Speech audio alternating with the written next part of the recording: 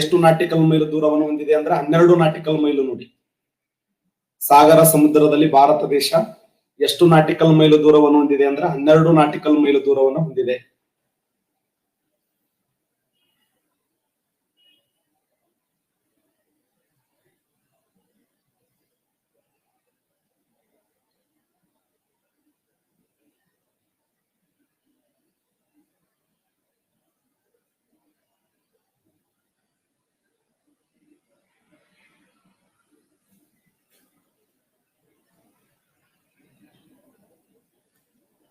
ಪಶ್ಚಿಮ ಘಟ್ಟಗಳು ಈ ಕೆಳಗಿನ ಯಾವ ರಾಜ್ಯದಲ್ಲಿ ಹಂಚಿಕೆಯಾಗಿಲ್ಲ? ಪಶ್ಚಿಮ ಘಟ್ಟಗಳು ಈ ಕೆಳಗಿನ ಯಾವ ರಾಜ್ಯದಲ್ಲಿ ಹಂಚಿಕೆಯಾಗಿಲ್ಲ?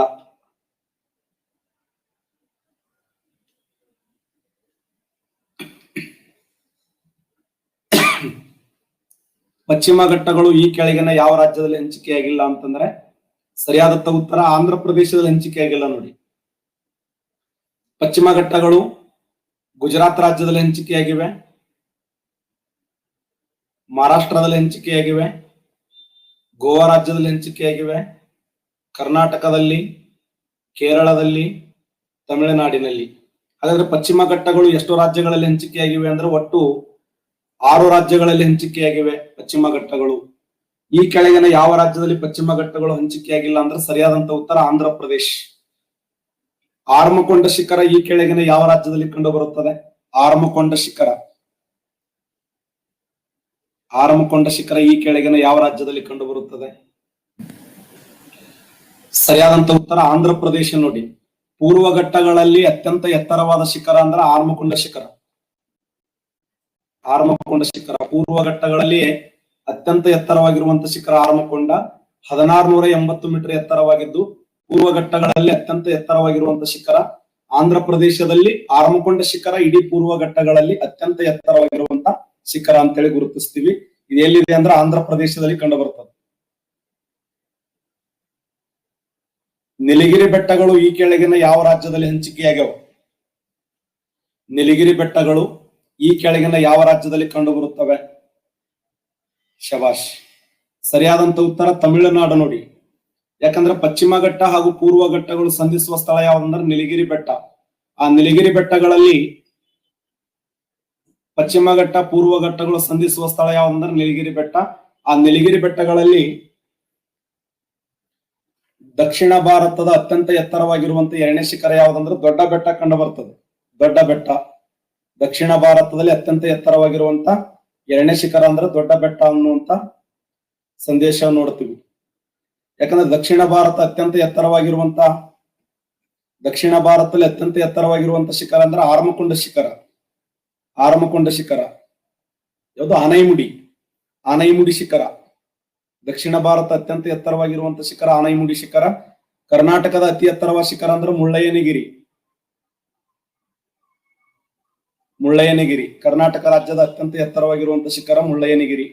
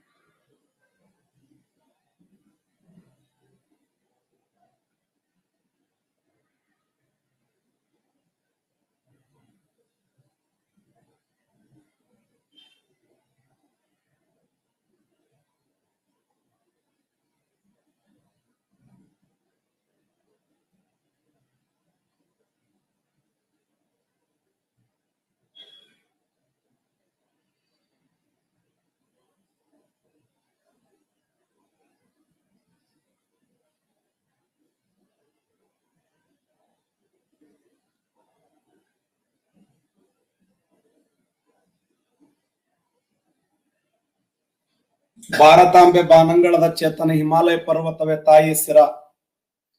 ಭಾರತಾಂಬೆ ಬಾನಂಗಳದ ಚೇತನ ಹಿಮಾಲಯ ಪರ್ವತವೇ ತಾಯಿ ಸಿರ. ದೆಹಲಿ ಅವಳ ಹೃದಯ, ನಾಗಪುರ ಅವಳ ನಾಭಿ, ಪೂರ್ವದಿಂದ ಪಶ್ಚಿಮಕ್ಕೆ ಹರಿಯುತ್ತಿರುವ ನರ್ಮದಾ ನದಿ ತಾಯಿಯ ಸೊಂಟದಲ್ಲಿ ಮಿನುಗುತ್ತಿರುವ ಚಿನ್ನದ ನಾಡು. ಪಶ್ಚಿಮ ಘಟ್ಟಗಳು ಹಾಗೂ ಪೂರ್ವ ಘಟ್ಟಗಳು ತಾಯಿಯ ಕಾಲುಗಳು, ಪಾದ ಪದ್ಮಗಳೇ ಕನ್ಯಾಕುಮಾರಿ. ಶ್ರೀಲಂಕಾ ತಾಯಿಯ ಪಾದಗಳಿಗೆ ಅರ್ಪಿಸಿದ ಸುಂದರವಾದ ಗುಲಾಬಿ ಹೂ. ಅರಬ್ಬಿ ಸಮುದ್ರ, ಬಂಗಾಳ ಕೊಲ್ಲಿ, ಹಿಂದೂ ಮಹಾಸಾಗರ ತಾಯಿಯ ಪಾದಗಳನ್ನು ತೊಳೆಯುತ್ತಿರುವ ಶುದ್ಧವಾದ ಜಲತೀರ್ಥ. ಇಂಥ ಪುಣ್ಯ ಭೂಮಿಯಲ್ಲಿ ಹುಟ್ಟಿದ ನಾನೇ ಧನ್ಯ. ಭಾರತಾಂಬೆ ಬಾನಂಗಳದ ಚೇತನ, ಹಿಮಾಲಯ ಪರ್ವತವೇ ತಾಯಿಯ ಸಿರ, ದೆಹಲಿ ಅವಳ ಹೃದಯ, ನಾಗಪುರ ಅವಳ ನಾಭಿ, ಪೂರ್ವದಿಂದ ಪಶ್ಚಿಮಕ್ಕೆ ಹರಿಯುತ್ತಿರುವ ನರ್ಮದಾ ನದಿ ತಾಯಿಯ ಸೊಂಟದಲ್ಲಿ ಮಿನುಗುತ್ತಿರುವ ಚಿನ್ನದ ನಾಡು. ಪಶ್ಚಿಮ ಹಾಗೂ ಪೂರ್ವ ಘಟ್ಟಗಳು ತಾಯಿಯ ಕಾಲುಗಳು, ಪಾದ ಪದ್ಮಗಳೇ ಕನ್ಯಾಕುಮಾರಿ. ಶ್ರೀಲಂಕಾ ತಾಯಿಯ ಪಾದಗಳಿಗೆ ಅರ್ಪಿಸಿದ ಸುಂದರವಾದ ಗುಲಾಬಿ ಹೂ. ಅರಬ್ಬಿ ಸಮುದ್ರ, ಬಂಗಾಳ ಕೊಲ್ಲಿ, ಹಿಂದೂ ಮಹಾಸಾಗರ ತಾಯಿಯ ಪಾದಗಳನ್ನು ತೊಳೆಯುತ್ತಿರುವ ಶುದ್ಧವಾದ ಜಲತೀರ್ಥ. ಇಂಥ ಪುಣ್ಯ ಭೂಮಿಯಲ್ಲಿ ಹುಟ್ಟಿದ ನಾನೇ ಧನ್ಯ ಅನ್ನುವಂತ ಸಂದೇಶವನ್ನು ಕೊಟ್ಟವರು ಸ್ವಾಮಿ ವಿವೇಕಾನಂದರು. ಸ್ವಾಮಿ ವಿವೇಕಾನಂದರ ವಿಚಾರಗಳನ್ನ ಸಂಸತ್ತಿನಲ್ಲಿ ಇದನ್ನ ಪ್ರಸ್ತಾಪ ಮಾಡಿದವರು ಅಟಲ್ ಬಿಹಾರಿ ವಾಜಪೇಯಿ ಅವರು. ಅಂತ ನಮ್ಮ ಭಾರತ ಭವ್ಯ ಮಂದಿರ, ಭಾರತ ಅಗಾಧವಾದ ಶಕ್ತಿ ಹೊಂದಿರುವಂತ ರಾಷ್ಟ್ರ. ಇಂಥ ಭಾರತವನ್ನ ಪ್ರಾಕೃತಿಕವಾಗಿ, ನಮ್ಮ ಭಾರತ ದೇಶವನ್ನ ಪ್ರಾಕೃತಿಕವಾಗಿ ಎಷ್ಟು ಭಾಗಗಳನ್ನಾಗಿ ಮಾಡ್ತೀವಿ ಅಂತಂದ್ರೆ ಪ್ರಧಾನವಾಗಿ 4 ಭಾಗಗಳನ್ನಾಗಿ ಡಿವೈಡ್ ಮಾಡ್ತೀವಿ. ಪ್ರಧಾನವಾಗಿ 4 ಭಾಗಗಳನ್ನಾಗಿ ಡಿವೈಡ್ ಮಾಡ್ತೀವಿ. ಪ್ರಾಕೃತಿಕ ಭಾಗಗಳು ಅಂತ ಕರೀತಾರೆ ಇದಕ್ಕೆ, ಪ್ರಾಕೃತಿಕ ಭಾಗಗಳು. ಭಾರತವನ್ನ ಪ್ರಾಕೃತಿಕವಾಗಿ ಎಷ್ಟು ಭಾಗಗಳನ್ನಾಗಿ ಮಾಡ್ತೀವಿ ಅಂದ್ರೆ 4 ಭಾಗಗಳನ್ನಾಗಿ ಡಿವೈಡ್ ಮಾಡ್ತೀವಿ. ಆ 4 ಭಾಗಗಳು ಯಾವುವು? ನಂಬರ್ ಒನ್ ಎತ್ತರದ ಪರ್ವತಗಳು ಅಂತೇಳಿ ಗುರುತಿಸ್ತೀವಿ. ಒಂದನೇದ್ದು ಯಾವ್ದಂದ್ರೆ ಎತ್ತರದ ಪರ್ವತಗಳು. ಎತ್ತರದ ಪರ್ವತಗಳು, ಎತ್ತರದ ಪರ್ವತಗಳು. ನಂಬರ್ 2 ಯಾವ್ದಂದ್ರೆ ಉತ್ತರದ ಮೈದಾನ, ಉತ್ತರದ ಮೈದಾನ. ನಂಬರ್ 3 ಯಾವ್ದಂದ್ರ ಪರ್ಯಾಯ ಪ್ರಸ್ಥಭೂಮಿ, ಪರ್ಯಾಯ ಪ್ರಸ್ಥಭೂಮಿ, ಪರ್ಯಾಯ ಪ್ರಸ್ಥಭೂಮಿ. ನಂಬರ್ 4 ಯಾವ್ದಂದ್ರ ದ್ವೀಪಗಳು ಅಂತ ಕರಿತೀವಿ, ದ್ವೀಪಗಳು. ಪ್ರಾಕೃತಿಕವಾಗಿ 4 ಭಾಗಗಳನ್ನಾಗಿ ಮಾಡ್ತೀವಿ, 4 ಭಾಗಗಳನ್ನಾಗಿ ಮಾಡ್ತೀವಿ. ಆ 4 ಭಾಗಗಳು ಯಾವಂದ್ರೆ ನಂಬರ್ 1 ಎತ್ತರದ ಪರ್ವತಗಳು, ನಂಬರ್ 2 ಉತ್ತರದ ಮೈದಾನ, ನಂಬರ್ 3 ಪರ್ಯಾಯ ಪ್ರಸ್ಥಭೂಮಿ, ನಂಬರ್ 4 ದ್ವೀಪಗಳು ಅಂತ. ಭಾರತ ದೇಶವನ್ನ ಪ್ರಾಕೃತಿಕವಾಗಿ ಎಷ್ಟು ಭಾಗಗಳನ್ನಾಗಿ ಮಾಡ್ತಾ ಬರ್ತೀವಿ ಅಂದ್ರೆ 4 ಭಾಗಗಳನ್ನಾಗಿ ಡಿವೈಡ್ ಮಾಡಿದ್ದೇವೆ. ಆ 4 ಭಾಗಗಳು ಯಾವಂದ್ರೆ ನಂಬರ್ 1 ಎತ್ತರದ ಪರ್ವತಗಳು. ಇವೆಲ್ಲ ಎತ್ತರದ ಪರ್ವತಗಳೇ ನೋಡಿ. ಇದೆಲ್ಲ ಇದೆಲ್ಲ ಎತ್ತರದ ಪರ್ವತಗಳೇ. ಇದು ಸಂಪೂರ್ಣವಾಗಿ ಕಂಡು ಬರುವಂತೆ ಎತ್ತರದ ಪರ್ವತಗಳು.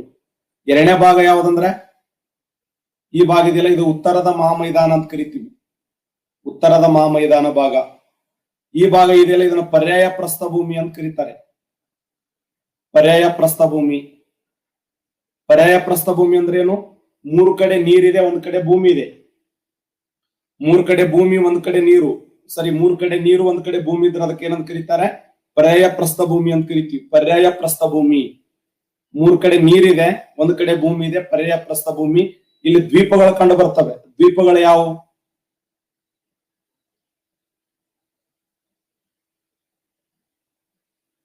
ದ್ವೀಪಗಳದಾವೆ ಇಲ್ಲಿ. ಯಾವುವು? ಉತ್ತರ ಅಂಡೋಮಾನ್, ಮಧ್ಯ ಅಂಡೋಮಾನ್, ದಕ್ಷಿಣ ಅಂಡೋಮಾನ್, ಚಿಕ್ಕ Andaman, car Nicobar, little Nicobar, great Nicobar. ಇವುಗಳನ್ನ ದ್ವೀಪ ಸಮೂಹಗಳು ಅಂತ ಕರಿತೀವಿ. ದ್ವೀಪ ಸಮೂಹಗಳು ಯಾವಂತಂದ್ರೆ ದ್ವೀಪ ಸಮೂಹಗಳು ಉತ್ತರ ಅಂಡೋಮಾನ್, ದಕ್ಷಿಣ ಅಂಡೋಮಾನ್, ಮಧ್ಯ ಅಂಡೋಮಾನ್, ಚಿಕ್ಕ Andaman, car Nicobar, little Nicobar, great Nicobar. ಇದು ಉತ್ತರ ಅಂಡೋಮಾನ್, ಇದು ಮಧ್ಯ ಅಂಡೋಮಾನ್, ದಕ್ಷಿಣ ಅಂಡೋಮಾನ್, ಚಿಕ್ಕ Andaman, car Nicobar, little Nicobar, great Nicobar. ಇಲ್ಲಿ ಕ್ವಶನ್ ಏನ್ ಕೇಳಿದ್ದಾನೆ ಅಂದ್ರೆ ಅಂಡೋಮಾನ್ ನಿಕೋಬಾರ್ಗಳನ್ನು ಬೇರ್ಪಡಿಸುವ ರೇಖೆ ಯಾವ್ದಂತ ಕೇಳಿದ್ದಾನೆ. 10 ಡಿಗ್ರಿ ಚಾನೆಲ್ ಸಾಕಷ್ಟು ಬಾರಿ ಹೇಳಿದ್ದೆ ನಾನು. ಅಂಡೋಮಾನ್ ನಿಕೋಬಾರವನ್ನು ಬೇರ್ಪಡಿಸುವಂತ ಕಾಲುವೆ ಯಾವ್ದಂದ್ರೆ 10 ಡಿಗ್ರಿ ಚಾನಲ್, 10 ಡಿಗ್ರಿ ಕಾಲುವೆ ಅಲ್ಲ, 10 ಡಿಗ್ರಿ ಕಾಲುವೆ. ಅಂಡೋಮಾನ್ ಮತ್ತು ನಿಕೋಬಾರ್ಗಳನ್ನು ಬೇರ್ಪಡಿಸುವ ಕಾಲುವೆ ಯಾವ್ದಂದ್ರೆ 10 ಡಿಗ್ರಿ ಚಾನಲ್ ಅಂತೇಳಿ ಗುರುತಿಸ್ತೀವಿ.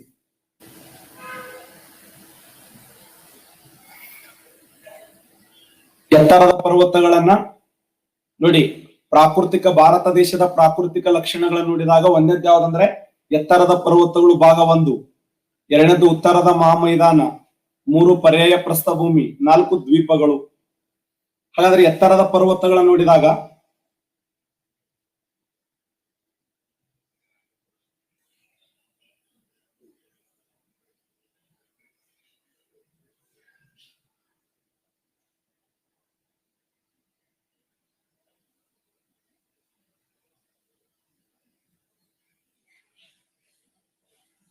ಈ ಭಾಗ ಇದೆಯಲ್ಲ, ಇಲ್ಲಿ 3 ಭಾಗಗಳನ್ನಾಗಿ ಗುರುತಿಸ್ತೀವಿ.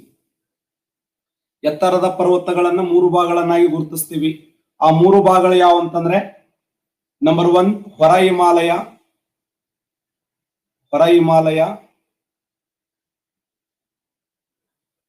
ನಂಬರ್ 2 ಹಿಮಾಲಯ,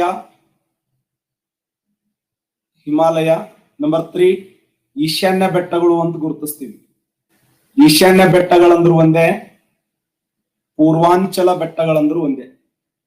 ಈಶಾನ್ಯ ಬೆಟ್ಟಗಳಿರುವ ಏನಂದ ಹೆಸರೇ ಪೂರ್ವಾಂಚಲ ಬೆಟ್ಟಗಳು. ಹೊರ ಹಿಮಾಲಯ, ಈಶಾನ್ಯ ಬೆಟ್ಟಗಳು ಅಥವಾ ಪೂರ್ವಾಂಚಲ ಬೆಟ್ಟಗಳು ಅಂತ ಕರೀತಾರೆ. ನೋಡಿ, ಇದು ನಂಬರ್ 1, ಇದು ನಂಬರ್ 1, ಇದು ನಂಬರ್ 2, ಇದು ನಂಬರ್ 3. Number 1, number 2, number 3. ಎತ್ತರದ ಪರ್ವತಗಳನ್ನ ಎಷ್ಟು ಭಾಗ ಮಾಡ್ತೀವಿ ಅಂದ್ರೆ 3 ಭಾಗಗಳನ್ನಾಗಿ ಮಾಡ್ತೀವಿ. ಒಂದು ಔಟರ್ ಹಿಮಾಲಯ ಅಂತ ಕರೀತಾರೆ, ಹೊರ ಹಿಮಾಲಯ ಅಥವಾ ಟ್ರಾನ್ಸ್ ಹಿಮಾಲಯ ಅಂತ ಕರೀತಾರೆ. ಎರಡನೇದ್ದು ಹಿಮಾಲಯ ಪರ್ವತಗಳು, ಮೂರನೇದ್ದು ಈಶಾನ್ಯ ಬೆಟ್ಟಗಳು. ಈಶಾನ್ಯ ಬೆಟ್ಟಗಳಂದ್ರು ಒಂದೇ, ಪೂರ್ವಾಂಚಲ ಬೆಟ್ಟಗಳಂದ್ರು ಒಂದೇ. ಈಶಾನ್ಯ ಬೆಟ್ಟಗಳಿಗಿರುವ ಇನ್ನೊಂದು ಹೆಸರೇ ಪೂರ್ವಾಂಚಲ ಬೆಟ್ಟಗಳು ಅಂತ ಹೇಳಿ ಕರಿತೀವಿ. 1 ಹೊರ ಹಿಮಾಲಯ, 2 ಹಿಮಾಲಯ, 3 ಈಶಾನ್ಯ ಬೆಟ್ಟಗಳು. ಟಾರ್ಗೆಟ್ ಮಾಡೋದು ಏನ್ ಮಾಡ್ತಾನಂದ್ರೆ, ಹೊರ ಹಿಮಾಲಯದ ಮೇಲೆ ಜಾಸ್ತಿ ಬಾರಿ ಕ್ವಶನ್ ಆಗಿದೆ. ಹಿಮಾಲಯ ಪರ್ವತಗಳಲ್ಲಿ ಇವತ್ತು ನೋಡಿ, ಪ್ರಿಯಾಂಕಾ ಮೋಹಿತ್ ಅನ್ನುವಂತ ಹೆಣ್ಣು ಮಗಳು, ಮಹಾರಾಷ್ಟ್ರದ ಸತಾರದ ಪ್ರಿಯಾಂಕಾ ಮೋಹಿತ್ ಅನ್ನುವಂತ ಹೆಣ್ಣು ಮಗಳು ಯಾವ ಪರ್ವತವನ್ನ ಆರೋಹಣ ಮಾಡಿದಳು? 2-3 ದಿನದಲ್ಲಿ ಸುದ್ದಿಯಾಗಿದೆ. ಅದು ಯಾವ ಪರ್ವತವನ್ನ? Nanda Devi, Annapurna, Mount Everest, Kanchenjunga. ಯಾವ ಪರ್ವತವನ್ನ ಹತ್ತಿದಳು? ಪ್ರಿಯಾಂಕಾ ಮೋಹಿತ್ ಅನ್ನುವಂತ ಹೆಣ್ಣು ಮಗಳು ಎಲ್ಲಿಯವರಂದ್ರೆ ಮಹಾರಾಷ್ಟ್ರದವರು.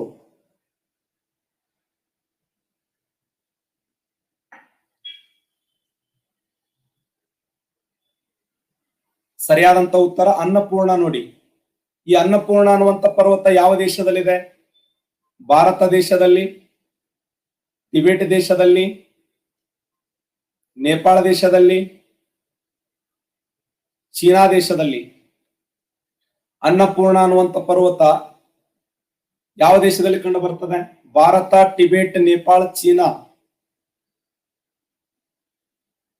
ನೋಡಿ, ಈ ತರ ಪ್ರಶ್ನೆಗಳನ್ನು ಕೇಳಿದಾಗ ಆನ್ಸರ್ ಮಾಡುವಂತ ಪ್ರಯತ್ನ ಮಾಡಬೇಕು. ನೇಪಾಳ ದೇಶ ರೈಟ್ ಆನ್ಸರ್. ನೋಡಿ, ಅನ್ನಪೂರ್ಣ ಅನ್ನುವಂತ ಪರ್ವತವನ್ನ ಮಹಾರಾಷ್ಟ್ರದ ಪ್ರಿಯಾಂಕಾ ಮೋಹಿತ್ ಅನ್ನುವಂತ ಹೆಣ್ಣು ಮಗಳು ಈಗಾಗಲೇ ಹಿಮಾಲಯ ಪರ್ವತದಲ್ಲಿ ಮೌಂಟ್ ಎವರೆಸ್ಟ್ ಅನ್ನ ಹತ್ತಿದ್ದಾರೆ. ಅವರು 2016ರಲ್ಲಿ ದಕ್ಷಿಣ ಆಫ್ರಿಕಂಡದ ತಾಂಜೇನಿಯಾ ದೇಶದ ಕಿಲಿಮಾಂಜರೋ ಅನ್ನುವಂತ ಪರ್ವತವನ್ನ ಹತ್ತಿದ್ದಾರೆ. 2-3 ದಿನದಲ್ಲಿ ಅನ್ನಪೂರ್ಣ ಅನ್ನುವಂತ ಪರ್ವತವನ್ನ ಹತ್ತುವುದರ ಮೂಲಕ ನಮ್ಮ ಭಾರತ ದೇಶದಲ್ಲಿ ಮೊಟ್ಟ ಮೊದಲ ಬಾರಿಗೆ ಅನ್ನಪೂರ್ಣ ಅನ್ನುವಂತ ಪರ್ವತವನ್ನ ಹತ್ತಿದಂತ ದೇಶದ ಮೊದಲ ಮಹಿಳೆ ಪ್ರಿಯಾಂಕಾ ಮೋಹಿತ್ ಅನ್ನುವಂತ ಹೆಣ್ಣು ಮಗಳು. ಅಂದ್ರೆ ಕ್ವಶನ್ ಏನ್ ಕೇಳ್ತಾನೆ, ಯಾವ ಸ್ಥಳದಲ್ಲಿದೆ? ಈಗ ಅನ್ನಪೂರ್ಣ ಅನ್ನುವಂತ ಪರ್ವತ ಎಲ್ಲಿದೆ ಅಂದ್ರೆ ನೇಪಾಳ ದೇಶದಲ್ಲಿ ಕಂಡು ಬರ್ತದೆ ಅಲ್ಲ. ಮೌಂಟ್ ಎವರೆಸ್ಟ್ ಯಾವ ದೇಶದಲ್ಲಿದೆ? ಭಾರತ, ಟಿಬೆಟ್, ನೇಪಾಳ, ಚೀನಾ. Mount Everest excellent. ಸರಿಯಾದಂತ ಉತ್ತರ ನೇಪಾಳ ದೇಶದಲ್ಲಿದೆ. ನೋಡಿ, ಭಾಗಶಃ 99% ನೇಪಾಳ ಇವೆ, ಒಂದು ಸ್ವಲ್ಪ 1%, 2% ಟಿಬೆಟ್ ದೇಶದಲ್ಲಿ ಕಂಡು ಬರ್ತದೆ. ಆದ್ರೆ ಅಧಿಕೃತವಾದಂತ ಉತ್ತರ ಏನಾಗಿರುತ್ತೆ ಅಂದ್ರೆ ನೇಪಾಳ ದೇಶ ಫೈನಲ್. ನೇಪಾಳ ಸರಿಯಾಗಿರುವಂತ ಉತ್ತರ. ಮೌಂಟ್ ಎವರೆಸ್ಟ್, ಇತ್ತೀಚೆಗೆ ಮೌಂಟ್ ಎವರೆಸ್ಟ್ ಅದ ಎತ್ತರ 8848.81, 8848.86, 8848.16, 8,848.26. ಯಾವ್ದು ಸರಿಯಾಗಿರುವಂತ ಉತ್ತರ? ಮೌಂಟ್ ಎವರೆಸ್ಟ್ ಎತ್ತರ 8,848.81, 8,848.86, 8,848.16, 8,848.26.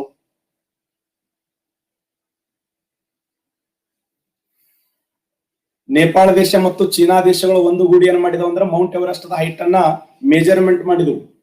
ಕ್ವಶನ್ ಆಗಿತ್ತು ಇತ್ತೀಚೆಗೆ. ಇದು 8,848.86 ಮೀಟರ್ ಎತ್ತರವಾಗಿದೆ. ಹಾಗಾದ್ರೆ ಮೌಂಟ್ ಎವರೆಸ್ಟ್ ಯಾವ ದೇಶದಲ್ಲಿ ಕಂಡು ಬರುತ್ತದೆ ಅಂದ್ರೆ ಸರಿಯಾದಂತ ಉತ್ತರ ನೇಪಾಳ ದೇಶದಲ್ಲಿ ಕಂಡು ಬರುತ್ತದೆ. ಇಂಥ ನಮ್ಮ ಭಾರತ ದೇಶದ ಎತ್ತರದ ಪರ್ವತಗಳನ್ನು ಎಷ್ಟು ಭಾಗ ಮಾಡ್ತೀವಿ ಅಂದ್ರೆ 3 ಭಾಗಗಳನ್ನಾಗಿ ಡಿವೈಡ್ ಮಾಡ್ತೀವಿ. ಆ 3 ಭಾಗಗಳು ಯಾವ ಅಂತಂದ್ರೆ ಒಂದು ಹೊರ ಹಿಮಾಲಯ, ಹಿಮಾಲಯ ಪರ್ವತ, ಈಶಾನ್ಯ ಬೆಟ್ಟಗಳು. ಈಶಾನ್ಯ ಬೆಟ್ಟಗಳಂದ್ರು ಒಂದೇ, ಪೂರ್ವಾಂಚಲ ಬೆಟ್ಟಗಳಂದ್ರು ಒಂದೇ. ಹೊರ ಹಿಮಾಲಯ ಇದೆಯಲ್ಲ, ಹೊರ ಹಿಮಾಲಯವನ್ನು ಮತ್ತೆ 3 ಭಾಗ ಮಾಡ್ತೀವಿ.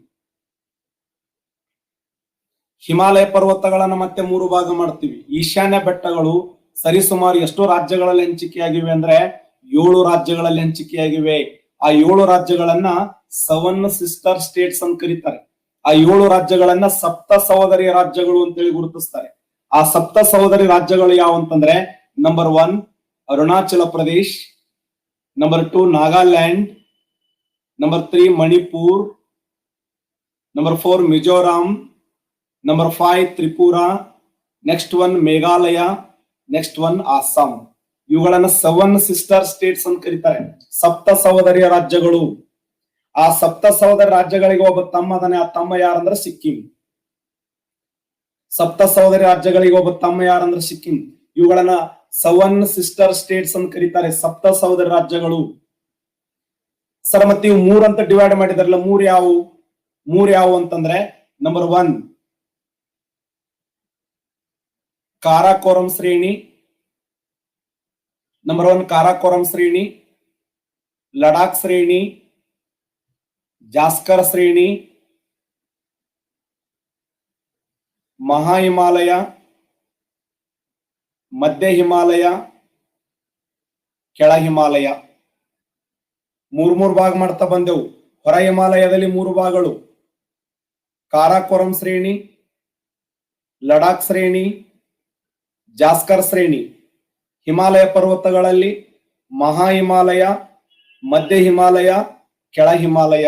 ನೋಡಿ ಎತ್ತರದ ಪರ್ವತಗಳನ್ನು ಯಾವ ತರ ಡಿವೈಡ್ ಮಾಡ್ತಾ ಬಂದೆವು. ನಮ್ಮ ಟಾರ್ಗೆಟ್ ಏನ್ ಮಾಡ್ತಾನೆ, ಯಾವ್ದೋ ಒಂದು ಪರ್ವತ ಕೊಟ್ಟು ಯಾವ ಪರ್ವತ ಶ್ರೇಣಿಯಲ್ಲಿ ಕಂಡು ಬರುತ್ತದೆ ಅಂತ ಕೇಳ್ತಾನೆ. ಈ ತರ ಕ್ವಶನ್ ಆಗಿದೆ ನೋಡಿ, IAS ಕ್ವಶನ್ ಇದು. ಭಾರತ ದೇಶದ ಅತಿ ಎತ್ತರವಾದ ಶಿಖರವಾಗಿರುವಂತ K2 ಕಾರಾಕೋರಂ ಶ್ರೇಣಿಯಲ್ಲಿ ಕಂಡು ಬರುತ್ತದೆ, ಲಡಾಖ್ ಶ್ರೇಣಿಯಲ್ಲಿ ಕಂಡು ಬರುತ್ತದೆ,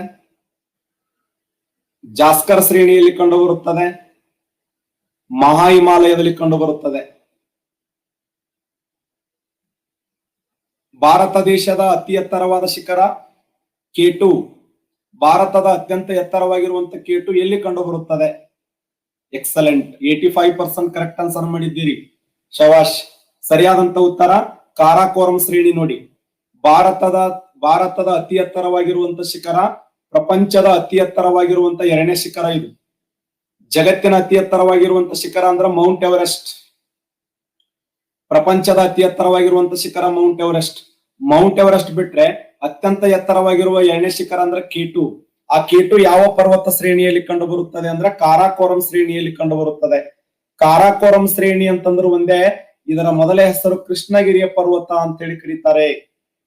ಕಾರಾಕೋರಂ ಶ್ರೇಣಿ ನೋಡಿ ಅನುಕ್ರಮವಾಗಿ ಹೊರ ಹಿಮಾಲಯದಲ್ಲಿ ಟ್ರಾನ್ಸ್ ಹಿಮಾಲಯ ಅಂತ ಕರಿತೀವಿ.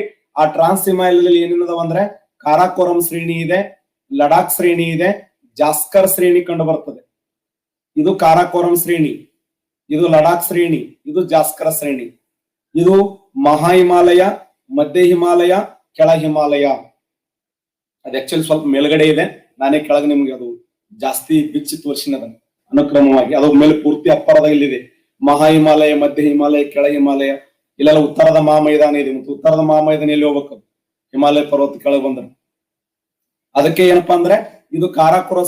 ಇಲ್ಲಿ ನೋಡಿ ಇದಾದಲ್ಲ, ಇದು ಹಿಮಾಲಯ ಪರ್ವತ. ಇದು ಈ ಭಾಗ ಹಿಮಾಲಯ ಪರ್ವತ. ಹಿಂದಿನ ಭಾಗ ಹೊರ ಹಿಮಾಲಯ, ಇದಕ್ಕೆ ಟ್ರಾನ್ಸ್ ಹಿಮಾಲಯ ಅಂತ ಕರೀತಾರೆ. ಇವು ಅದಾವಲ್ಲ, ಇದು ಈಶಾನ್ಯ ಬೆಟ್ಟ, ಇದು ಈಶಾನ್ಯ ಬೆಟ್ಟ, ಇದು ಹಿಮಾಲಯ ಪರ್ವತ, ಇದು ಹೊರ ಹಿಮಾಲಯ. ಹೊರ ಹಿಮಾಲಯ ನೋಡ್ಬೇಕಾದ್ರೆ ನಿಧಾನವಾಗಿ ನಾವು ಹಿಂದಾಗಿ ನೋಡ್ಬೇಕು. ಹಿಂಗ್ ಹೊರ ಹಿಮಾಲಯ ಎಲ್ಲದ ಹಿಂದ್ಗಡೆ, ಅದಕ್ಕೆ ಟ್ರಾನ್ಸ್ ಹಿಮಾಲಯ ಅಂತ ಕರೀತಾರೆ. ಟ್ರಾನ್ಸ್ ಹಿಮಾಲಯ ನೋಡ್ಬೇಕಾದ್ರೆ ಸಾವಕಾಶ ಹಿಂದ್ಗಡೆ ನೋಡ್ಬೇಕು ಟ್ರಾನ್ಸ್ ಹಿಮಾಲಯ ಎಲ್ಲಿದೆ ಅಂತ. ಇದು ಹಿಮಾಲಯ ಪರ್ವತಗಳು, ಇದು ಹೊರ ಹಿಮಾಲಯ, ಇದು ಈಶಾನ್ಯ ಬೆಟ್ಟ. ಅರ್ಥ ಆಗ್ತಾ ಇದೆಯಾ? ಹಿಮಾಲಯ, ಹೊರ ಹಿಮಾಲಯ, ಟ್ರಾನ್ಸ್ ಹಿಮಾಲಯ, ಸಾರಿ ಈಶಾನ್ಯ ಬೆಟ್ಟಗಳು, ಹಿಮಾಲಯ ಪರ್ವತಗಳು, ಹೊರ ಹಿಮಾಲಯ ಮತ್ತೆ ಈಶಾನ್ಯ ಬೆಟ್ಟಗಳು, 3 ಭಾಗಗಳನ್ನಾಗಿ ಡಿವೈಡ್ ಮಾಡ್ತಾ ಬರ್ತೀವಿ.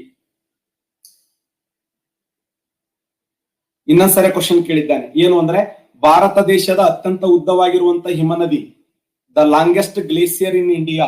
ಭಾರತದ ಅತ್ಯಂತ ಉದ್ದವಾಗಿರುವ ಹಿಮನದಿ ಯಾವಂದ್ರ ಸಿಯಾಚಿನ್. ಸಿಯಾಚಿನ್.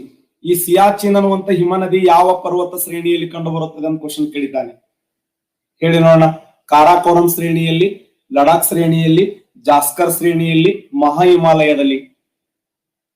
ನೋಡಿ ನೋಡಿ ಮಾರ್ಕ್ಸ್ ಹೆಂಗ್ ಹೋಗ್ತಾವ ನೋಡಿ. ಸರಿಯಾದಂತ ಉತ್ತರ ಕಾರಾಕೋರಂ ಶ್ರೇಣಿಯಲ್ಲಿ. ನೋಡಿ, ಭಾರತ ದೇಶದ ಅತ್ಯಂತ ಉದ್ದವಾಗಿರುವಂತ ಹಿಮನದಿ ಅಂದ್ರ Siachen. The longest glacier in India. Bharat ದೇಶದ ಅತ್ಯಂತ ಉದ್ದವಾಗಿರುವಂತ ಹಿಮನದಿ ಯಾವ್ದಂದ್ರ ಸಿಯಾಚಿನ್. ಪ್ರಪಂಚದ ಅತ್ಯಂತ ಉದ್ದವಾದ ಹಿಮನದಿ ಅಂದ್ರೆ ಲ್ಯಾಂಬರ್ಟ್. ಜಗತ್ತಿನ ಅತ್ಯಂತ ಉದ್ದವಾದ ಹಿಮನದಿ ಅಂದ್ರೆ ಲ್ಯಾಂಬರ್ಟ್. ಭಾರತ ದೇಶದ ಅತ್ಯಂತ ಉದ್ದವಾದ ಹಿಮನದಿ ಅಂದ್ರೆ ಸಿಯಾಚಿನ್. ಹಾಗಾದ್ರೆ the longest glacier in India ಅಂತ ಕರಿತೀವಿ. ಭಾರತದ ಅತ್ಯಂತ ಉದ್ದವಾಗಿರುವ ಹಿಮನದಿ ಆಗಿರುವಂತ ಸಿಯಾಚಿನ್ ಯಾವ ಪರ್ವತ ಶ್ರೇಣಿಯಲ್ಲಿ ಕಂಡು ಬರುತ್ತದೆ ಅಂದ್ರೆ ಕಾರಾಕೋರಂ ಶ್ರೇಣಿಯಲ್ಲಿ ಕಂಡು ಬರುತ್ತದೆ. ಲ್ಯಾಂಬರ್ಟ್ ಎಲ್ಲಿದೆ ಅಂದ್ರೆ ಅಂಟಾರ್ಟಿಕ್ ಖಂಡದಲ್ಲಿ ಕಂಡು ಬರುತ್ತದೆ. ಅಂಟಾರ್ಟಿಕ್ ಖಂಡದಲ್ಲಿ, ಅಂಟಾರ್ಟಿಕಾ ಖಂಡದಲ್ಲಿ. ಹಾಗಾದ್ರೆ ಒಂದೊಂದು ಪರ್ವತಗಳನ್ನು ನೋಡ್ತಾ ಹೋಗೋಣ. ಮೊದಲು ಈಶಾನ್ಯ ಬೆಟ್ಟಗಳನ್ನು ಸ್ಟಡಿ ಮಾಡ್ತಾ ಹೋಗೋಣ.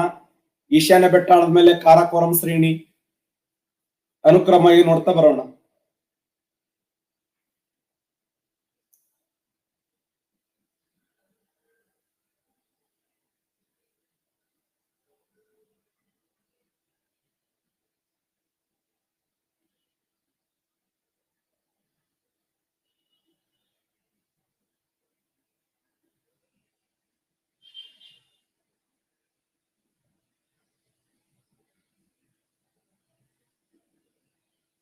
ಈಶಾನ್ಯ ಬೆಟ್ಟಗಳು.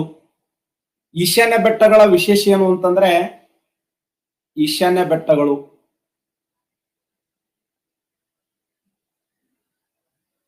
ಇವುಗಳನ್ನ ಪೂರ್ವಾಂಚಲ ಬೆಟ್ಟಗಳು ಅಂತ ಕರೀತಾರೆ. ಪೂರ್ವಾಂಚಲ ಬೆಟ್ಟಗಳು. ಈಶಾನ್ಯ ಬೆಟ್ಟಗಳಂದ್ರು ಒಂದೇ, ಪೂರ್ವಾಂಚಲ ಬೆಟ್ಟಗಳಂದ್ರು ಒಂದೇ. ಈಶಾನ್ಯ ಬೆಟ್ಟಗಳು, ಪೂರ್ವಾಂಚಲ ಬೆಟ್ಟಗಳು ಎಷ್ಟು ರಾಜ್ಯಗಳಲ್ಲಿ ಹಂಚಿಕೆಯಾಗಿವೆ ಅಂದ್ರೆ 7 ರಾಜ್ಯಗಳಲ್ಲಿ ಹಂಚಿಕೆಯಾಗಿವೆ. ಇವು ಪ್ರೆಸೆಂಟ್ ಎಂತ ಪರ್ವತಗಳಂದ್ರೆ ಅವಶೇಷ ಪರ್ವತಗಳು. ಅವಶೇಷ ಪರ್ವತಗಳು. ಅವಶೇಷ ಪರ್ವತಗಳಂದ್ರೆ ಏನು? ರೆಸಿಡಿಯಲ್ಸ್ ಮೌಂಟೇನ್ಸ್ ಅಂತ ಕರೀತಾರೆ. ಈ ಈಶಾನ್ಯ ಬೆಟ್ಟಗಳು ಅವಶೇಷ ಪರ್ವತಗಳಾಗಿದ್ದು ಸಾವಿರಾರು ವರ್ಷಗಳ ಹಿಂದೆ, ಲಕ್ಷಾಂತರ ವರ್ಷಗಳ ಹಿಂದೆ ಈ ಸಾಕಷ್ಟು ಪ್ರಮಾಣದಲ್ಲಿ ಏನಾಗ್ತಂದ್ರೆ ಮಳೆ, ಬಿಸಿಲು, ಗುಡುಗು, ಸಿಡಿಲು, ಆರ್ದ್ರತೆಯಿಂದ ಸವಕಳಿಯಾಗಿ ಸವಕಳಿಯಾಗಿ ಸವಕಳಿಯಾಗಿ ಅಳಿವಿನ ಅಂಚಿನಲ್ಲಿರುವಂತ ಪರ್ವತಗಳನ್ನೇ ಅವಶೇಷ ಪರ್ವತಗಳಂತ ಕರೀತಾರೆ. ಈಗ ನಾವು ಪಶ್ಚಿಮ ಘಟ್ಟಗಳು ಹೋದೆವು ಅಂದ್ರೆ ಇದು ಪರ್ವತನೇನು ಅರಣ್ಯ ಅನಿಸ್ತು.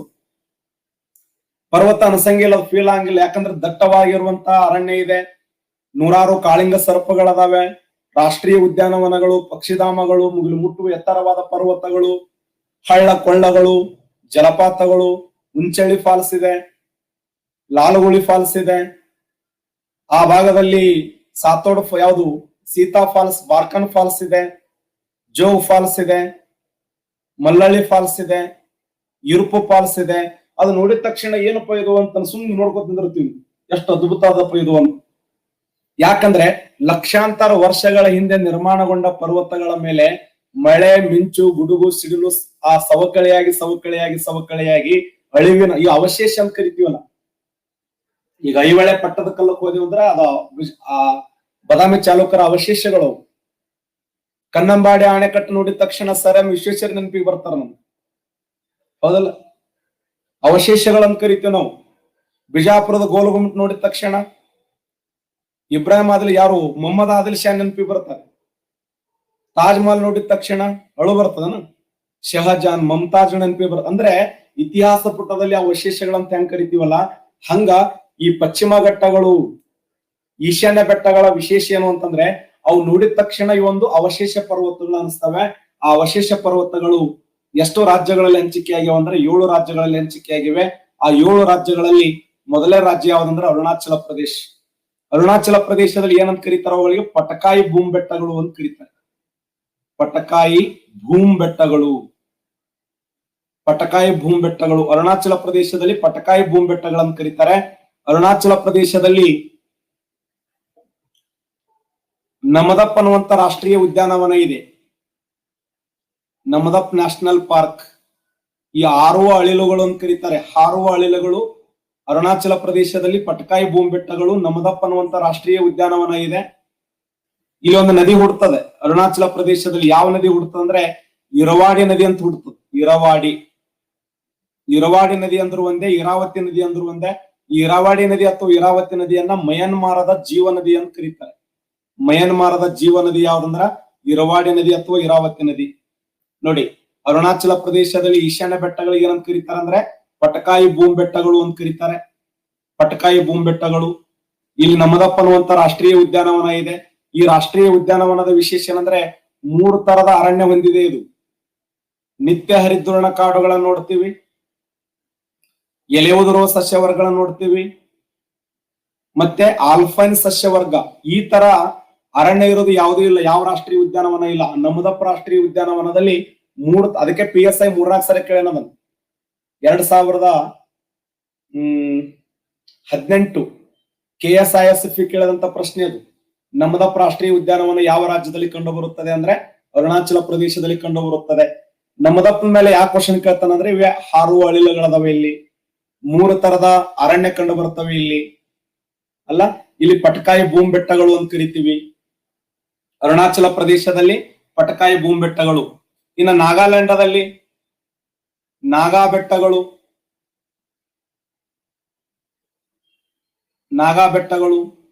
ನಾಗಾಲ್ಯಾಂಡದಲ್ಲಿ ನಾಗಾ ಬೆಟ್ಟಗಳು. ನಾಗಾ ಬೆಟ್ಟಗಳಲ್ಲಿ ಕಂಡುಬರುವ ಅತಿ ಎತ್ತರವಾದ ಶಿಖರ ಅಂದ್ರೆ ಸಾರಾಮತಿ ಅನ್ನುವಂತ ಶಿಖರ ಇದೆ. ಸಾರಾಮತಿ ಶಿಖರ. ಸಾರಾಮತಿ ಶಿಖರದ ವಿಶೇಷ ಏನಂದ್ರೆ 3820 ಮೀಟರ್ ಎತ್ತರವಾಗಿದ್ದು ಈಶಾನ್ಯ ಬೆಟ್ಟಗಳಲ್ಲಿ ಅತ್ಯಂತ ಎತ್ತರವಾದ ಶಿಖರ ಇದು. ಈಶಾನ್ಯ ಬೆಟ್ಟಗಳಲ್ಲಿ ಅತ್ಯಂತ ಎತ್ತರವಾಗಿರುವಂತ ಶಿಖರ.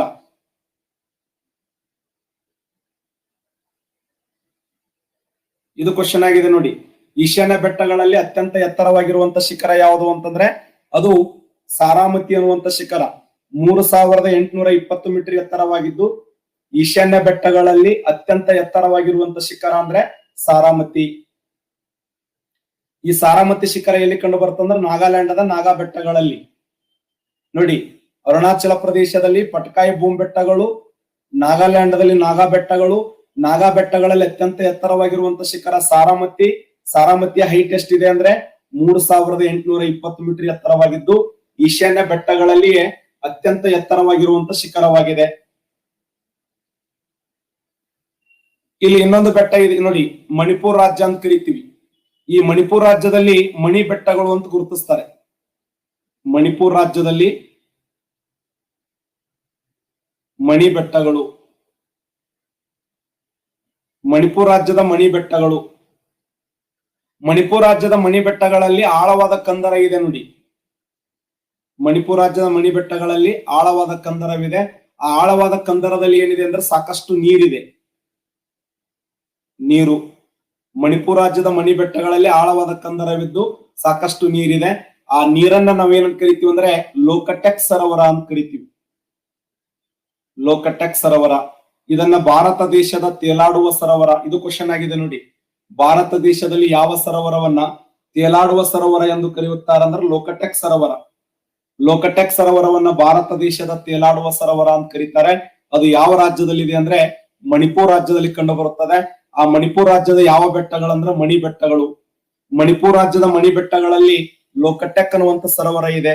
ಇದನ್ನ ಭಾರತ ದೇಶದ ತೇಲಾಡುವ ಸರೋವರ ಅಂತ ಕರೀತಾರೆ. ನಮ್ಮ ದೇಶದಲ್ಲಿ ಅನೇಕ ಸರೋವರಗಳನ್ನ ನೋಡ್ತೀವಿ. ಜಮ್ಮು ಕಾಶ್ಮೀರದಲ್ಲಿ ಉಲಾರ್ ಸರೋವರ, ದಾಲ್ ಸರೋವರ. ಹಿಮಾಚಲ ಪ್ರದೇಶದಲ್ಲಿ, ಜಮ್ಮು ಕಾಶ್ಮೀರದಲ್ಲಿ ಉಲಾರ್ ಸರೋವರ, ದಾಲ ಸರೋವರ, ಶಶಿನಾಗ ಸರೋವರ, ಅನಂತನಾಗ ಸರೋವರ, ಹಿಮಾಚಲ ಪ್ರದೇಶದಲ್ಲಿ ಬೋಪ್ರಾ ಸರೋವರ, ರಾಣಾ ಪ್ರತಾಪ್ ಸಾಗರ ಸರೋವರ, ಮಣಿಪುರದಲ್ಲಿ ಲೋಕಟೆಕ್ ಸರೋವರ, ಒಡಿಸಾದಲ್ಲಿ ಚಿಲ್ಕಾ ಸರೋವರ, ಆಂಧ್ರದಲ್ಲಿ ಕೊಲ್ಲೇರು ಸರೋವರ, ತಮಿಳುನಾಡು ಆಂಧ್ರ ಪ್ರದೇಶದಲ್ಲಿ ಪುಲಿಕಾಟ್ ಸರೋವರ, ಕೇರಳದಲ್ಲಿ ಅಷ್ಟಮುಡಿ ವೆಂಬಮುಡಿ ಸರೋವರ, ಮಹಾರಾಷ್ಟ್ರದಲ್ಲಿ ಲುನಾರ್ ಸರೋವರ, ಗುಜರಾತ್ ಅಲ್ಲಿ ನಳ ಸರೋವರ, ರಾಜಸ್ಥಾನದಲ್ಲಿ ಸಾಂಬಾರ ಸರೋವರ, ಇವೆಲ್ಲ ಫೇಮಸ್ ಸರೋವರಗಳು. ಮುಂದೆ ಹೇಳ್ತೇನೆ ನಿಮಗೆ. ಆದ್ರೆ ಕ್ವಶನ್ ಏನ್ ಕೇಳಿದ್ದಾನಂದ್ರೆ, ನಿಮ್ಮನ್ನ KS ಕೇಳಿದ್ದ ನೋಡಿ, ಯಾವ ಸರೋವರ ತನ್ನ ಬಣ್ಣವನ್ನು ಗುಲಾಬಿ ಬಣ್ಣಕ್ಕೆ ಪರಿವರ್ತನೆ ಮಾಡಿದೆ ಅಂತಂದ್ರೆ ಮಹಾರಾಷ್ಟ್ರದಲ್ಲಿ ಕಂಡು ಬರುವಂತ ಲುನಾರ್ ಸರೋವರ. ಮಹಾರಾಷ್ಟ್ರದ ಲುನಾರ್ ಸರೋವರ ತನ್ನ ಬಣ್ಣವನ್ನ ಗುಲಾಬಿ ಬಣ್ಣಕ್ಕೆ ಪರಿವರ್ತನೆ ಮಾಡಿಕೊಂಡಿದೆ ಅಂತ ಕೇಳಿದ್ದಾನೆ. ನಮ್ಮ ಕರ್ನಾಟಕ ರಾಜ್ಯದಲ್ಲಿ ಒಂದು ಸರೋವರ ಇದೆ, ಪರ್ವತಗಳ ಮೇಲೆ ಸರೋವರ ಕಂಡು ಬರುತ್ತದೆ. ಅದು ಯಾವ್ದಂದ್ರೆ ಶಿವಮೊಗ್ಗ ಜಿಲ್ಲೆಯಲ್ಲಿ ಕಂಡು ಬರುವಂತ ಕುಂದಾದ್ರಿ ಅನ್ನುವಂತ ಪರ್ವತ. ಆ ಕುಂದಾದ್ರಿ ಪರ್ವತದ ಮೇಲ್ಭಾಗದಲ್ಲಿ ಅದೆಲ್ಲ ನಿಸರ್ಗ ದೈವದತ್ತವಾಗಿರುವಂತದ್ದು, ಏನು ಮಾಡಕ್ಕಾಗಲ್ಲ, ಅಲ್ಲಿ ನೀರಿದೆ. ಆ ಕುಂದಾದ್ರಿ ಸರೋವರ ಅಂತ ಹೇಳಿ ಕರಿತೀವಿ, ಫೇಮಸ್.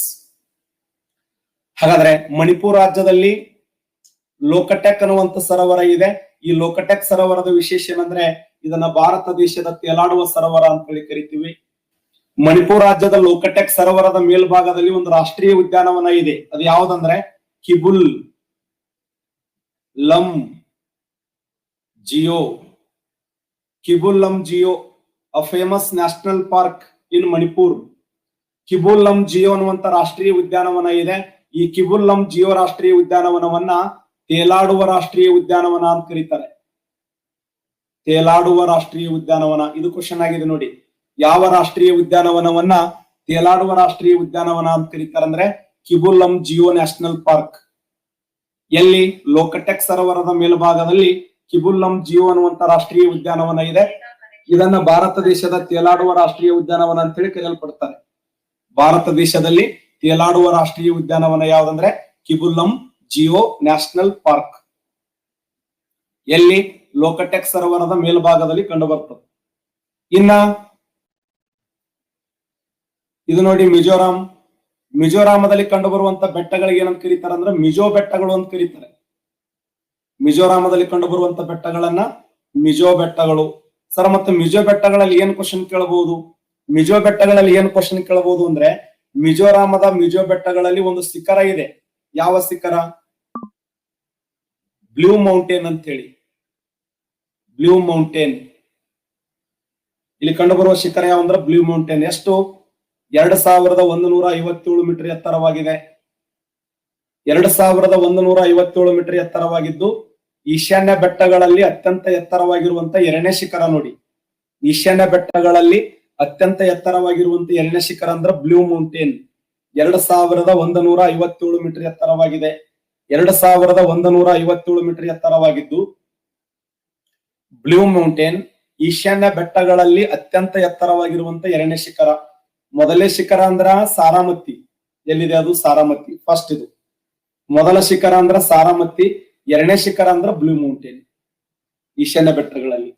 ಸಾರಾಮತಿ 3820 ಮೀಟರ್ ಎತ್ತರವಾಗಿದ್ದು ಇದು ಫಸ್ಟ್ ಇದ್ರೆ, ಎರಡನೇದ್ ಯಾವ್ದಂದ್ರೆ 2157 ಮೀಟರ್ ಎತ್ತರವಾಗಿದ್ದು ಬ್ಲೂ ಮೌಂಟೇನ್ ಅತ್ಯಂತ ಎತ್ತರವಾಗಿರುವಂತ ಎರಡನೇ ಶಿಖರ, ಅತಿ ಎತ್ತರವಾಗಿರುವಂತ ಎರಡನೇ ಶಿಖರ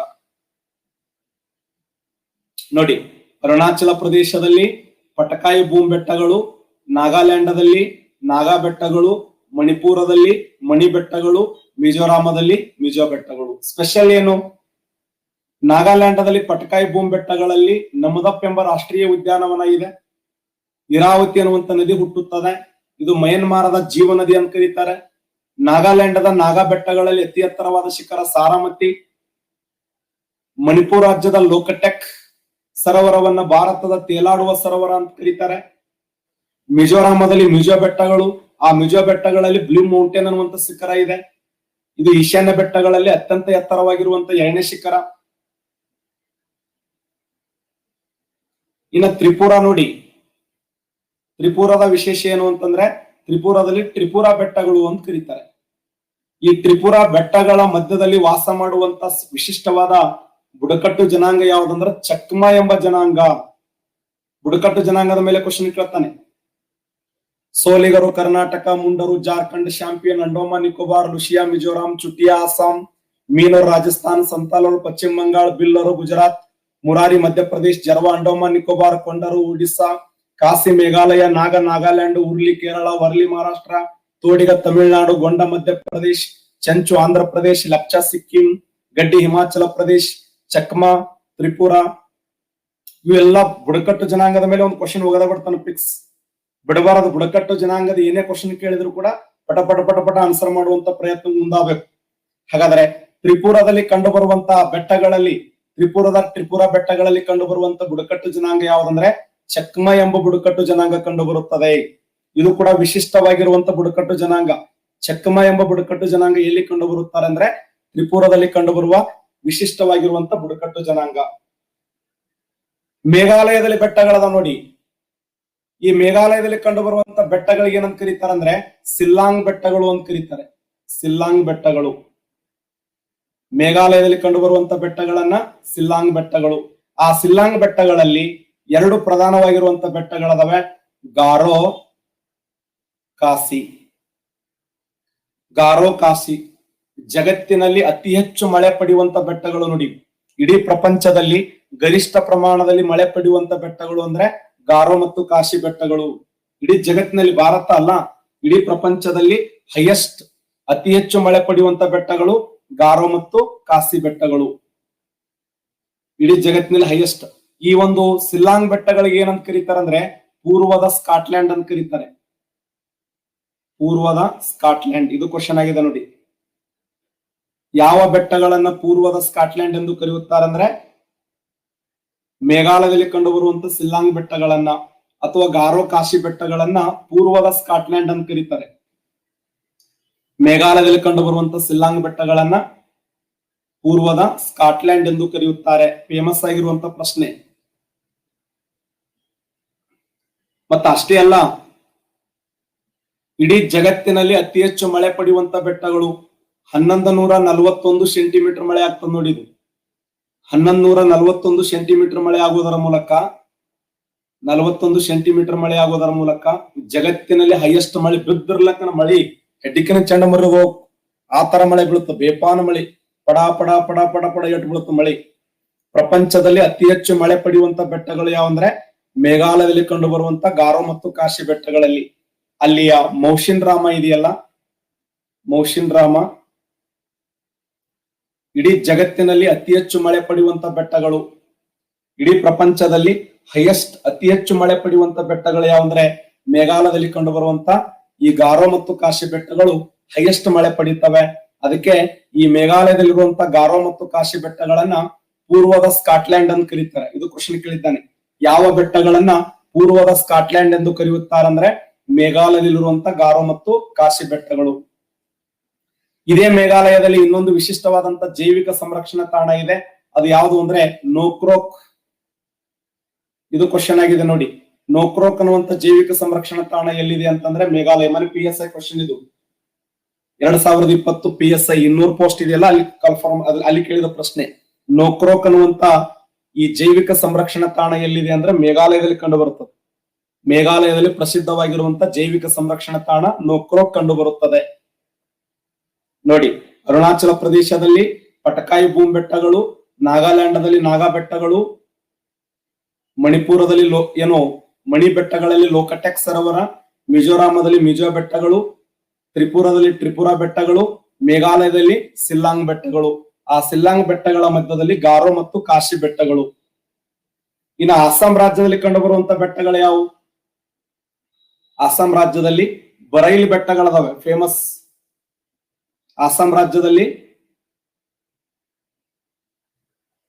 ಬರೈಲ್ ಬೆಟ್ಟಗಳು. ಇದು ಕ್ವಶನ್ ಆಗಿದೆ ನೋಡಿ. ಅಸ್ಸಾಂ ರಾಜ್ಯದಲ್ಲಿ ಕಂಡು ಬರುವಂತ ಬೆಟ್ಟಗಳ ಹೆಸರೇನಂದ್ರೆ ಬರೈಲ್ ಬೆಟ್ಟಗಳು. ಅಸ್ಸಾಂ ರಾಜ್ಯದ ಬರೈಲ್ ಬೆಟ್ಟಗಳಲ್ಲಿ ಎರಡು ಪ್ರಮುಖವಾಗಿರುವಂತ ರಾಷ್ಟ್ರೀಯ ಉದ್ಯಾನವನಗಳದಾವೆ. ಒಂದು ಕಾಜಿರಂಗ, ಇನ್ನೊಂದು ಮಾನಸ. ಕಾಜಿರಂಗ ಮತ್ತು ಮಾನಸ ಅನ್ನುವಂತ ಎರಡು ರಾಷ್ಟ್ರೀಯ ಉದ್ಯಾನವನಗಳದಾವೆ. ಈ ಎರಡು ರಾಷ್ಟ್ರೀಯ ಉದ್ಯಾನವನಗಳು ಯುನೆಸ್ಕೋ ಪಟ್ಟಿಗೆ ಸೇರವು. ಕಾಜಿರಂಗ ಆಗಿರಬಹುದು, ಮಾನಸ ಆಗಿರಬಹುದು. ಈ ಎರಡು ರಾಷ್ಟ್ರೀಯ ಉದ್ಯಾನವನಗಳು ವಿಶ್ವ ಪಾರಂಪರಿಕ ಪಟ್ಟಿಗೆ ಸೇರಿವೆ. ಕಾಜಿರಂಗ ಮತ್ತು ಮಾನಸ ಯುನೆಸ್ಕೋ ಪಟ್ಟಿಗೆ. ಯಾಕಂದ್ರೆ ಇಲ್ಲಿ ಏಕಕೊಂಬಿನ ಗೆಂಡಾಮೃಗಗಳನ್ನ ನೋಡ್ತೀವಿ ನಾವು. ಏಕಕೊಂಬಿನ ಗೇಂಡಾಮೃಗಗಳು. ಇದು ಕ್ವಶನ್ ಆಗಿದೆ ನೋಡಿ. ಯಾವ ರಾಷ್ಟ್ರೀಯ ಉದ್ಯಾನವನದಲ್ಲಿ ಏಕಕೊಂಬಿನ ಗೇಂಡಾಮೃಗಗಳದಾವ ಅಂದ್ರೆ ಕಾಜಿರಂಗ ಮತ್ತು ಮಾನಸ್ ಅನ್ನುವಂತ ರಾಷ್ಟ್ರೀಯ ಉದ್ಯಾನವನದಲ್ಲಿ ಏಕಕೊಂಬಿನ ಗೇಂಡಾಮೃಗಗಳು ಕಂಡು ಬರುತ್ತವೆ. ಅವು ಯಾವ ರಾಷ್ಟ್ರೀಯ ಉದ್ಯಾನವನ ಅಂದ್ರೆ ಕಾಜಿರಂಗ ಮಾನಸ. ಯಾವ ರಾಜ್ಯ ಅಂದ್ರೆ ಅಸ್ಸಾಂ ರಾಜ್ಯದಲ್ಲಿ. ಅಸ್ಸಾಂ ರಾಜ್ಯ. ಇದೇ ಅಸ್ಸಾಂ ರಾಜ್ಯದ ಈ ಒಂದು ಬೆಟ್ಟಗಳ ಮಧ್ಯದಲ್ಲಿ ಬ್ರಹ್ಮಪುತ್ರ ನದಿ ಸಂಚಯನ ಆಗ್ತದೆ. ಬ್ರಹ್ಮಪುತ್ರ ನದಿ. ಆ ಬ್ರಹ್ಮಪುತ್ರ ನದಿ ನಿರ್ಮಾಣ ಮಾಡಿದಂತ ಮಜುಲಿ ಇದೆಯಲ್ಲ, ಫೇಮಸ್ ಮಜುಲಿ. ಇದು ಜಗತ್ತಿನ ಅತ್ಯಂತ ದೊಡ್ಡದಾಗಿರುವಂತ ನದಿ ದ್ವೀಪ. ಇಡೀ ಪ್ರಪಂಚದಲ್ಲಿ ಅತ್ಯಂತ ದೊಡ್ಡದಾಗಿರುವಂತ ನದಿ ದ್ವೀಪ ಯಾವಂದ್ರೆ Majuli. The largest river island in the world. ಪ್ರಪಂಚದ ಅತ್ಯಂತ ದೊಡ್ಡದಾಗಿರುವಂತ ನದಿ ದ್ವೀಪ ಅಂತ ಕರೀತಾರೆ. ಅದು ಯಾವ್ದಂದ್ರೆ ಮಜುಲಿ. ಯಾವ ನದಿಯಿಂದ ನಿರ್ಮಾಣಗೊಂಡಿದೆ ಅಂದ್ರೆ ಬ್ರಹ್ಮಪುತ್ರ ನದಿಯಿಂದ ನಿರ್ಮಾಣಗೊಂಡಿದೆ. ಯಾವ ರಾಜ್ಯದಲ್ಲಿ ಅಂದ್ರೆ ಅಸ್ಸಾಂ ರಾಜ್ಯದಲ್ಲಿ. ಅಸ್ಸಾಂ ರಾಜ್ಯದಲ್ಲಿ ಮಜುಲಿ ಅನ್ನುವಂತ ಬ್ರಹ್ಮಪುತ್ರ ನದಿ ನಿರ್ಮಾಣಗೊಂಡಂತ ಪ್ರಸಿದ್ಧವಾದ ದ್ವೀಪ ಇದೆ. ಅಷ್ಟೇ ಅಲ್ಲದೆ ಇದು ದೇಶದ 641ನೇ ಜಿಲ್ಲೆ. ಭಾರತ ದೇಶದ 641ನೇ ಜಿಲ್ಲೆಯಾಗಿದ್ದು ಇದನ್ನ ಶಂಕರ ದೇವ ದ್ವೀಪ ಅಂತ ಕರೀತಾರೆ. ಸ್ಥಳೀಯ ಜನ ಯಾವ ಹೆಸರಿಂದ ಕರೀತಾರೆ ಅಂದ್ರೆ ಶಂಕರ ದೇವ. ಶಂಕರ ದೇವ. ಶಂಕರ ದೇವ ಯಾರು ಅಂದ್ರೆ ಅವರು ಒಬ್ರು ಸಂತರು. ನವೀನ ಅಸ್ಸಾಮಿಯ ನವೀನ ವೈಷ್ಣವ ಪಂಥವನ್ನು ಸ್ಥಾಪನೆ ಮಾಡಿದ ಸಂತರವರು. ಆ ಸಂತರ ಹೆಸರನ್ನ ಅದಕ್ಕೆ ಏನ್ ಮಾಡಲಾಗಿದೆ ಅಂದ್ರೆ ನಾಮಕರಣ ಮಾಡಲಾಗಿದೆ. ಯಾವ ದ್ವೀಪಕ್ಕೆ? ಮಜುಲಿ. ಪ್ರಪಂಚದ ಅತ್ಯಂತ ದೊಡ್ಡದಾಗಿರುವಂತ ನದಿ ದ್ವೀಪ ಯಾವಂದ್ರೆ ಮಜುಲಿ. ಇದು ಅಸ್ಸಾಂ ರಾಜ್ಯದಲ್ಲಿ ಕಂಡು ಬರ್ತದೆ. ಅಸ್ಸಾಂ ರಾಜ್ಯದಲ್ಲಿ 2 ರಾಷ್ಟ್ರೀಯ ಉದ್ಯಾನವನಗಳದಾವೆ. ಒಂದು ಕಾಜಿರಂಗ, ಇನ್ನೊಂದು ಮಾನಸ ಅನ್ನುವಂತ ರಾಷ್ಟ್ರೀಯ ಉದ್ಯಾನವನಗಳು. ಇವು ಎದಕ್ ಫೇಮಸ್ ಆಗಿವೆ ಅಂದ್ರೆ ಏಕಕೊಂಬಿನ ಗೇಂಡಾಮೃಗಗಳಿಗೆ ಪ್ರಸಿದ್ಧಿಯಾಗಿವೆ ನೋಡಿ.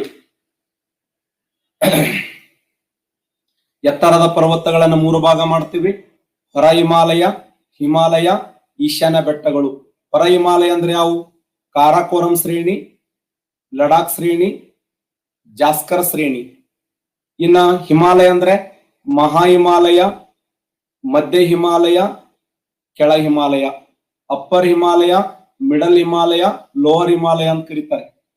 ಮಹಾ ಹಿಮಾಲಯವನ್ನ ಹಿಮಾದ್ರಿ ಅಂತ ಕರೆದ್ರೆ, ಮಧ್ಯ ಹಿಮಾಲಯವನ್ನ ಹಿಮಾಚಲ, ಕೆಳ ಹಿಮಾಲಯವನ್ನ ಪಾದ ಬೆಟ್ಟಗಳು ಅಥವಾ ಶಿವಾಲಿಕ್ ಬೆಟ್ಟಗಳು ಅಂತ ಕರೀತಾರೆ.